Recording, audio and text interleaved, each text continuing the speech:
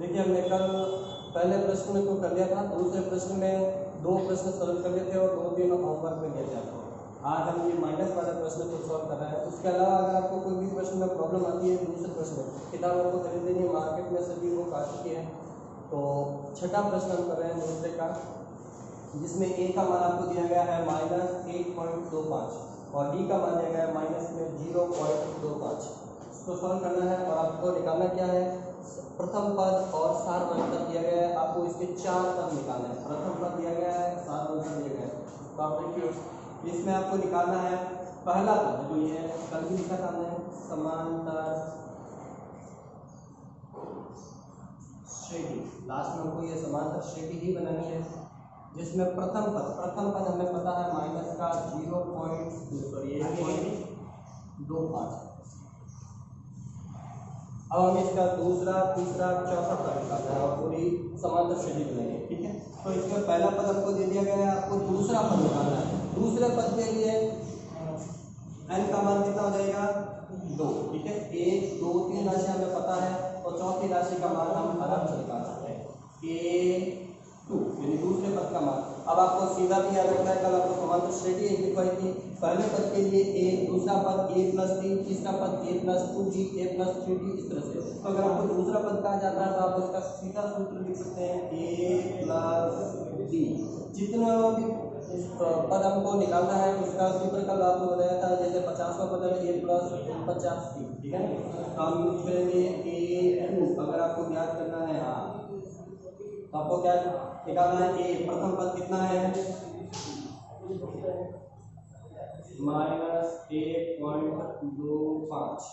ठीक है, प्रथम पद दे दिया। उसके बाद में डी का मान कितना है -0.25। देखिए ये सूत्र से हमने प्लस को a का मान लिख दिया, प्लस की जगह प्लस लिख दिया और डी का मान लिख दिया। अब 2 चीज साथ में नहीं होनी चाहिए, इसलिए हमने इसके बीच में 2 चीज कभी भी साथ में ना हो, इसलिए बीच में कोष्टक लगा देना चाहिए। -1.25 प्लस माइनस और कोष्टक का मतलब गुणा करना है, दोनों को प्लस माइनस का गुणा माइनस हो जाएगा 0.25। अब आपको जो तो आराम से आ रही होगी a2 दूसरे पद का मान 1.25 और 0.25 की जोड़, पॉइंट के नीचे पॉइंट रख करके जोड़ना है इस तरह से, और एक अंक के नीचे पॉइंट के नीचे पॉइंट, पहले अंक के नीचे पहला, दूसरे अंक के नीचे दूसरा और इधर से भी पहले अंक के नीचे पहला। अब देखिए ये भी माइनस की संख्या है, ये भी माइनस की संख्या है, तो दोनों को जोड़ने के बाद तभी माइनस आएगा। यहाँ माइनस माइनस प्लस नहीं करना है क्योंकि ये दोनों आपस में गुणा भाग है। तो यहाँ पे जोड़ कीजिए, 5 और 5 10, 3 का 1, 2 3 4 और 1 5 और 1 का 1 कितना देगा 1.50 और माइनस का उत्तर आएगा। माइनस के आप समझ लीजिए 125 है, माइनस के 25 है, तो जोड़ करके 150 होता है। ठीक है, तो ये 1.5 इसका दूसरा पद हो गया माइनस का 1.50 और आप आराम से निकाल सकते हैं कि 125 0.25। अब ये समझिए 0.25 बढ़ाना है तो 1.25 हो गया, 1.50 हो गया, 1.75 हो जाएगा, फिर 2 हो जाएगा, फिर 2.25 हो गया, इस तरह से। ठीक है, एक और पद निकाल लेते हैं, तीसरा। अब तीसरे पद के लिए a3 के लिए सेम टू सेम a का मान हर पूरी समांतर श्रेणी यही है, सेम टू सेम। इसके लिए पहला पद a की समांतर श्रेणी के लिए पहला पद सेम ही रहेगा, उनका अंतराल साधारण तो सबके लिए बराबर होगा। अब यहाँ पर n की जगह जहाँ दूसरा पद था तो 2 यूज किया, अब हम निकाल रहे हैं तीसरा पद, n का मान कितना लेंगे 3। इसी प्रश्न में तीसरे पद का मान अब आप सीधा सूत्र लिख सकते हैं, जैसे ये हमने सूत्र लिखा था दूसरे पद के लिए सीधा a+1d या केवल d। अब हम तीसरे पद के लिए क्या लिख सकते हैं a+2d। ठीक है, चौथे पद के लिए ले लेंगे a+3d, पांचवें पद के लिए लेंगे a+4d। ठीक है, जितना भी d कहा जाता है उससे एक कम कर लेना है। एक कम इसलिए करना है क्योंकि पहला पद हम अलग से ही लिख रहे हैं a3। तीसरे पद का मान a का मान कितना है -1.25 प्लस 2 इंटू डी, 2 और डी आपस में मल्टीप्लाई है, गुणा है, तो गुणा की हमने कोष्टक लगा दिया और डी का मान है -0.25। a3 बराबर माइनस का 1.25 और इनका गुणा करेंगे तो दोनों पक्ष का गुणा करना है तो 25 का 2 से गुणा होंगे तो 50 हो जाएंगे। ये गुणा करना तो आपको आता ही होगा, इन दोनों को गुणा करना है, दोनों छोड़ करके कौन सा करेंगे, ठीक है। और प्लस माइनस का गुणा माइनस माइनस के आप समझ लीजिए 125 है माइनस 50 में जोड़ देंगे 175 और जैसे अभी ये बताया था यहाँ पे जोड़ करके उसी तरह से पॉइंट के नीचे पॉइंट रख करके जोड़ करेंगे तो ये यहाँ आएगा माइनस के 1.7, ठीक है। तो ये दूसरा हो गया एक का फल माइनस 1.7, ठीक है। ये सवाल क्वेश्चन की बनती है हमारी इस क्वेश्चन। अगला प्रश्न करते हैं। अगला प्रश्न दूसरे के तरह ये सभी प्रश्न अभी आप जो बच गए हैं वो आप कर सकते हैं, फिर मैं होमवर्क में भी दे दूंगा आपको, तो होमवर्क यही है।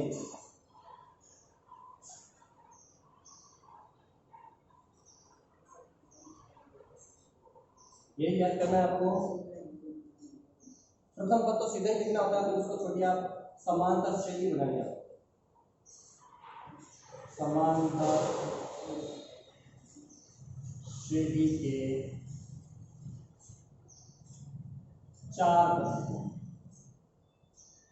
आप 4 पद लिख लीजिए। जो भी समांतर श्रेणी में आपको प्रश्न दे रहा हूँ उसमें आपको 4 पद लिखने हैं, जिसमें ए का मान 20 है और 7 अंतर डी का मान -3/4, ठीक है। दशमलव वाली संख्याओं की जोड़ बाकी भी आपको आराम से आनी चाहिए। पॉइंट के नीचे पॉइंट रख करके 0.6 ये किताब से ही मैं प्रश्न आपको दे रहा हूँ, 1 मन से दे दूँगा 1.1, ठीक है। अब ये 1 मन से दे देता हूँ। ए का मान -3 है, डी का मान +3, ठीक है। ये 3 प्रश्न आपको होमवर्क में। उसके बाद अगला तीसरा प्रश्न शुरू करें हम। संख्याओं की निम्नलिखित सूचियों के लिए समांतर श्रेणी की जांच करनी है हमको कि ये समांतर श्रेणी है या नहीं, ठीक है। कोई समांतर श्रेणी है तो हमको सार्वंतर समांतर श्रेणी है या नहीं इसका पता कैसे चलेगा, सार्वंतर निकालने से। अगर सार्वंतर 2 बार सेम आ जाता है तो इसका मतलब है समांतर श्रेणी है। अगर अंतर बराबर नहीं आता है तो फिर वो सार्वंतर भी नहीं है और सेम नहीं है। 2 प्रश्न है 2 5/2 3 7 ये समांतर श्रेणी है। हम बिल्कुल आसानी से सीधे ऐसे ही बता सकते हैं कि 2 5/2 का मतलब होता है 5 का आधा अगर आप करेंगे तो 2.5, 2 2.5 3 जवाब देंगे तो 3.5, आपको पता है आधे का अंतर आ रहा है तो समांतर श्रेणी है। बहुत आसानी से निकाल सकते हैं। डी का मान कैसे निकालना है आपको, डी हम निकालते हैं बाद वाले पद में से पहले वाले पद को उससे जस्ट पहले वाले पद को। ये आपका पहला पद है A1 A2 A3 A4 इस तरह से, ठीक है। अगर आपको ये लिखा हुआ नहीं दिखाई देता तो आपको अपना भी पता होना चाहिए, ये दिखना चाहिए आपको। डी कैसे निकालना है, बाद वाले पद में से दूसरे पद में से पहले पद को घटा करके 5/2 में से आपको घटाना है 2 को। अब ये भिन्न के रूप में है, इसे भिन्न के रूप में बनाने के लिए नीचे हम केवल और केवल 1 लिख सकते हैं, क्योंकि किसी भी संख्या में 1 का भाग देने से कोई फर्क नहीं पड़ता। 2 और 1 का लसागु कितना जाएगा 2, 2 में 2 का भाग देंगे कितनी बार जाएगा 1 बार, 1 को 5 से गुणा करेंगे 5, 2 में 1 का भाग लिख करके देख लीजिए अगर आपको गड़बड़ होता है तो 2 में 1 का भाग देना 2 बार जाएगा और 2 और 2 का गुणा 4 हो जाएगा। 5 में से 4 घटाएंगे तो कितना बचेगा 1, 1/2 का मतलब आधे से ही होता है, इस सार्वंतर आधे, ठीक है। अब एक बार और निकालना है ये समांतर श्रेणी है या नहीं। प्रश्न में आपको प्रश्न यहाँ लिख देता हूँ, थोड़ा छोटा लिख जाएगा। यह आपको पता लगाना है कि समांतर श्रेणी है या नहीं, ये आपको बताना है हाँ ना। समांतर श्रेणी है या नहीं है तो कितनी बार निकालना है आपको 2 बार डी याद करना। तो अब एक बार और आपको करना है, डी का मान A3 में से तीसरे पद में से दूसरे पद को घटाना है, 3 में से 5/2 को घटाना है। ये भिन्न है तो इसके वन बनाने के लिए नीचे लिखेंगे डी बराबर 2 और 1 का लसागु 2, 2 में 1 का भाग 2 बार जाएगा, 2 और 1 का गुणा 6 हो जाएगा और 2 में 2 का भाग 1 बार रहता है, ये तो 5 से गुणा करेंगे 5।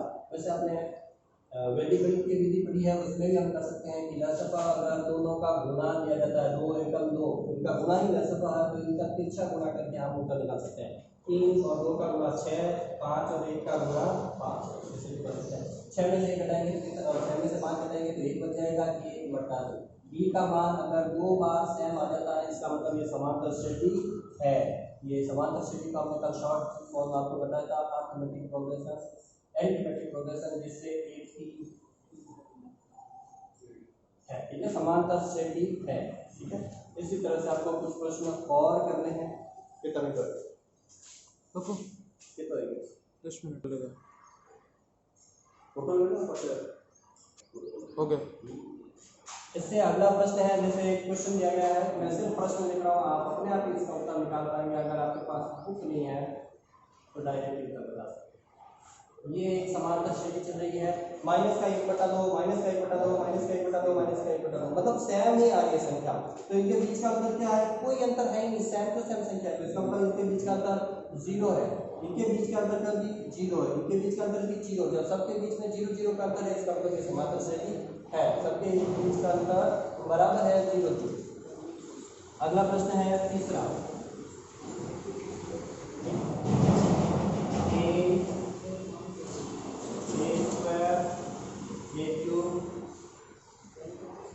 जंग का प्रश्न जो आप कह सकते हैं वो यहीं से शुरुआत होगी। अब यहाँ से आपको बताना है b का मान सेम है कि नहीं है, तो इस a2 में से a1 को घटाना है। ये है a1 a2 a3 a4, ये जो ग्राफ दिए हुए ये नहीं बोलना। ये जब a1 a2 कैसे लिखते हैं, ऐसे a1 a2 ये सिर्फ नाम है, 1 2 नाम है, लेकिन यहाँ ये घात है, ठीक है, घात अलग है और नाम अलग है। नाम से तो केवल और केवल इसका कोई अर्थ नहीं, केवल आप उसका नाम और मन से कोई दूसरा भी दे सकते हैं। लेकिन ये दो घात का मतलब है a का a से गुणा 2 बार, ये 3 बार a गुणा है, ये 4 बार। चलो घटाते हैं। b का मान बाद वाले पद से पद में से पहले वाले पद को घटाकर तो मैं सीधा लिख रहा हूँ कि a², ये दूसरा पद है, दूसरे पद में से पहले पद को घटाना है, ठीक है।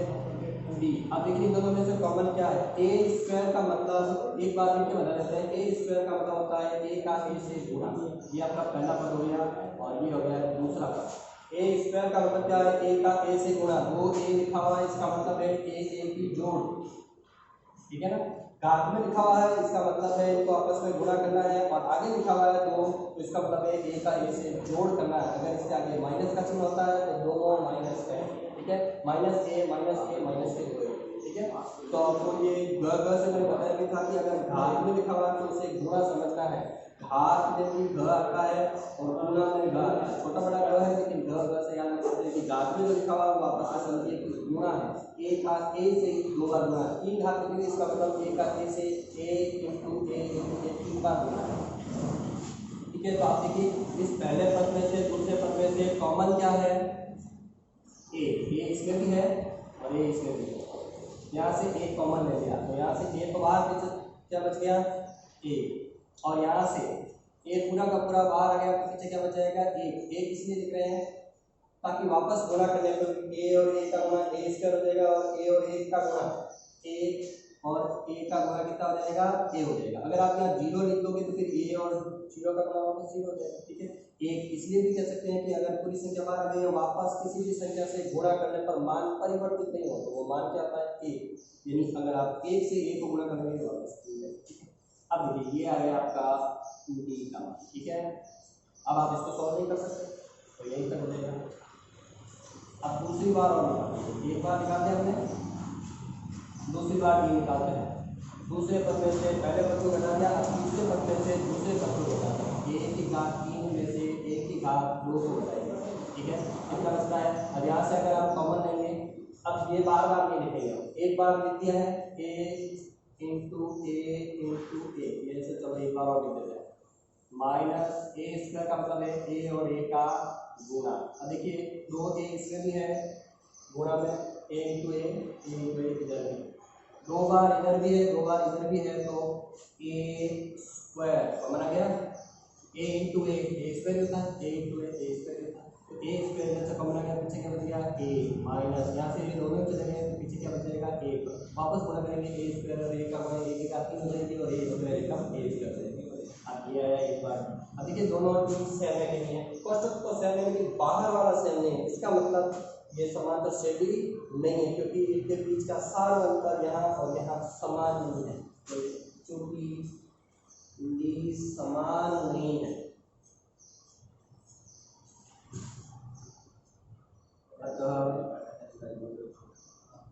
ये आप देख सकते हैं कि प्रश्न लिख करके वापस ए की घात 2, ए की घात 3, ए की घात 4 जैसे समांतर श्रेणी नहीं है या नहीं है। कितना बता सर?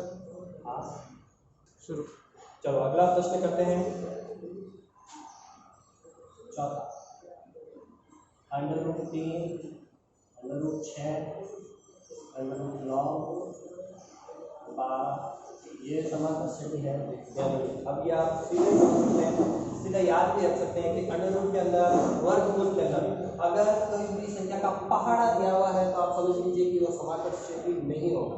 ठीक है, सोल्व करते कैसे बताना आपको, d का मान निकालना है, बाद वाले पद में से पहले वाले पद को ये है a1, a2, a3, a4। हालांकि आप परीक्षा में जब भी लिखना चाहें तो इसको छोटा लिखें, हालांकि लिखना ही नहीं है लेकिन अगर लिखते थे तो छोटा लिखें। अभी वीडियो में ये दिखाई नहीं देगा इसलिए हमने थोड़ा बड़ा लिखा है। a2 में से a1 को घटाना है, a2 में से a1 को घटाना है। ठीक है, ये कितना आता है √6 को। अब √6 में से √3 अगर आपसे नहीं घटाया जाता है तो आप √6 को गुणनखंड करके क्या लिख सकते हैं √2, √3। इनको साथ में भी लिख सकते हैं, अलग अलग लिखिए कि आपस में गुणा करेंगे। आप ऐसे भी ये 3 दूनी कितना हो गया, 3 दूनी 6, ये 6। और अगर √2 √3 लिखा क्योंकि ये आपस में कोई चीज़ नहीं है बीच में तो ये गुणा ही है, तो √3 √2 का गुणा कितना हो जाएगा √6। अब आप देखिए इस पहले पद और दूसरे पद में से कॉमन क्या आ रहा है √3, इसमें भी है √3, इसमें भी है √3 दोनों में से कॉमन आ गया। पीछे से यहाँ क्या बचा √2, और यहाँ से पूरा जब कॉमन आ जाता है तो पीछे क्या बचेगा एक, बाकी √3 एक कम √3 हो जाएगा।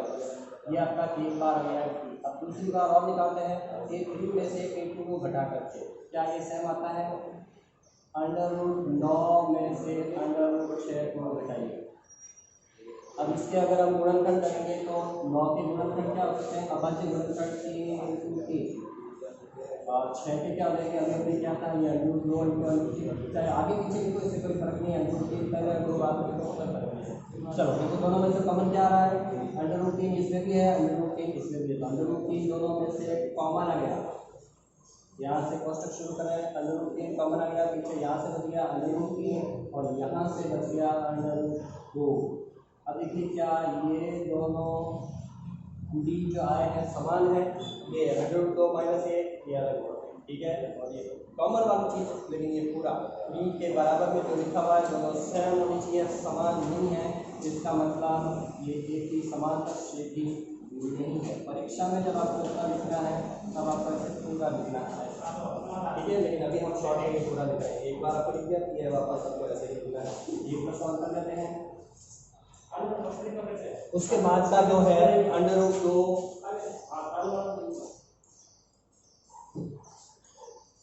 सर 1 मिनट बच्चा है, बस 1 मिनट बच्चा है। 1 मिनट बचा। √18 और 32। ठीक है, इसको करके देखते हैं किसी तरह से, जैसे हमने इसको गुणनखंड करके लिखा था उसको भी लिख दीजिए √2।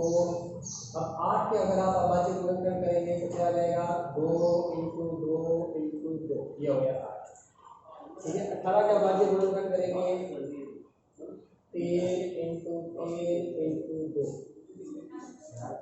और इस 32 का अभाज्य गुणनखंड करेंगे 2 × 2 × 2 × 2 × 4 8 16 32। ठीक है, अब यहाँ से जो संख्या कॉमन आ जाती है उसको आप बाहर निकाल के लिख सकते हैं √2। अभी हम किसी श्रेणी को ही जमा रहे हैं, समांतर श्रेणी जो लिखा हुआ है उसी का हम शॉर्ट रूप में लिखा है। यहाँ पर भी ऐसे करके बाद में प्रश्न सॉल्व करते समय नहीं निकालते समय भी कर सकते हैं और पहले भी कर सकते हैं, हम तो पहले ही लेते हैं। अब देखिए इन दोनों में से जिसका जोड़ा बन जाता है वो इस वर्गमूल से मुक्त हो जाएगा, यानी वर्गमूल से बाहर निकलना है आपको। तो इस दो का जोड़ा बन गया तो ये 2 बाहर रहेगा, ये √2 के अंदर ही रह जाएगा। इसका जोड़ा बन गया तो ये 3 अंदर रह जाएगा, 3 बाहर आ गया, अंडर रूट 2 अंदर रह गया, ये 2 और ये 2 कितने हो गए 4 बाहर आ गया, अंडर रूट 2 अंदर रह गया। ये पता चल गया आपको, इन जोड़ों में से 2 बाहर आ गया, ये 2 और इस 2 में से भी 2 छोटे जोड़ों में से 2 बाहर आ गया और 1 2 ये बच गया, ये लास्ट वाला ये अंदर रह गया। अब ये 4 हो गया। अब आप इसको इसमें से इसको घटा करके और इसमें से इसको घटा करके तो निकाल सकते हैं। चलो जी निकालते हैं। 2 अंडर रूट 2 में से घटाना है आपको अंडर रूट 2। देखिए दोनों में से कॉमन क्या आ रहा है, अंडर रूट 2 दोनों में ही अंडर रूट 2 कॉमन आ रहा है, पीछे यहाँ से बच गया 2 और अंडर रूट 2 पूरा पूरा कॉमन आ गया, पीछे का बच जाएगा 1। रूट 2 में से 1 घटाएंगे तो 1 बचेगा। 1 को किसी भी संख्या से अगर आप गुणा करते हैं तो वही मान वापस आता है, अंडर रूट 2 एक कम अंडर रूट 2।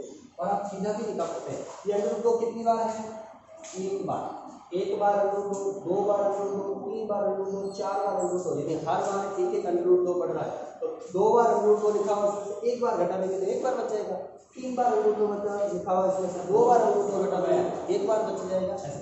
तो उसको निकाल देते हैं। एक बार 3 अंडर रूट 2 में से 2 अंडर रूट 2 इसको घटा दिया, इसको घटा दिया, कॉमन आ रहा है आपका अंडर रूट 2, यहाँ से बच जाएगा 3 और उधर से बच जाएगा 2, घटाएंगे तो क्या बचेगा 1। अंडर रूट 2 को 1 से 1 को किसी भी संख्या से गुणा करो वही मान आता है, 2 2 एक कम अंडर रूट 2। समान दिया रहा है, इसका मतलब ये समांतर से भी है, यदि का मतलब समांतर से भी है। अब आपको 2 प्रश्न में दे देता हूँ, वो आपको सॉल्व करने दिख जाएंगे। ये आपको बताना है कि ये समांतर से भी है या नहीं। ठीक है, a 2a 3a 4a यही प्रश्न है। और एक और प्रश्न है, सही बात, 3 plus under root 2 3 plus 2 under root 2। Okay.